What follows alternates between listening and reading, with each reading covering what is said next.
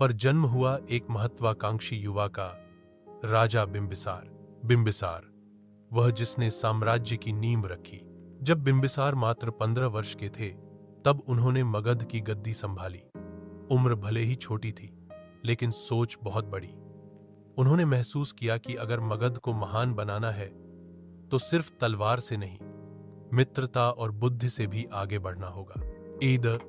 उन्होंने 3 अलग अलग राज्यों की राजकुमारियों से विवाह किया, कौशल, लिच्छवी और मद्र।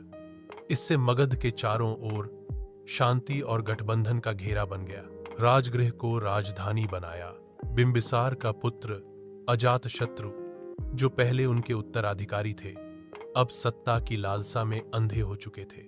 उन्होंने साजिश की और अपने ही पिता को कारावास में डाल दिया। कुछ कहते हैं बिंबिसार को भूखा मार दिया गया और अजातशत्रु ने गद्दी संभाली।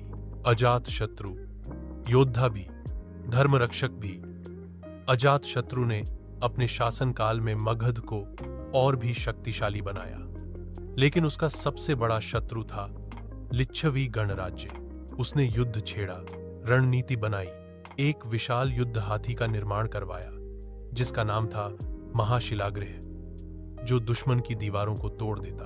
अंततः अजातशत्रु ने लिच्छवी गणराज्य को हरा दिया। अब मगध बना सबसे बड़ा और ताकतवर महाजनपद। लेकिन युद्ध के बाद अजातशत्रु का मन भी शांति चाहता था और उन्होंने बुद्ध से दीक्षा ली। उनकी मृत्यु के बाद एक और राजा आया, उदयन। उदयन ने देखा कि गंगा के तट पर एक नई राजधानी बसाई जाए, और इस तरह अस्तित्व में आया पाटलिपुत्र, आज का पटना। यह वह शहर था जो आने वाले समय में चंद्रगुप्त मौर्य और अशोक जैसे सम्राटों का केंद्र बना।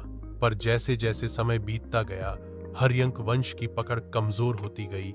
अंततः सेनापति शिशुनाग ने सत्ता हथिया ली और एक नया वंश शुरू हुआ, और इस तरह खत्म हुआ हर्यंक वंश।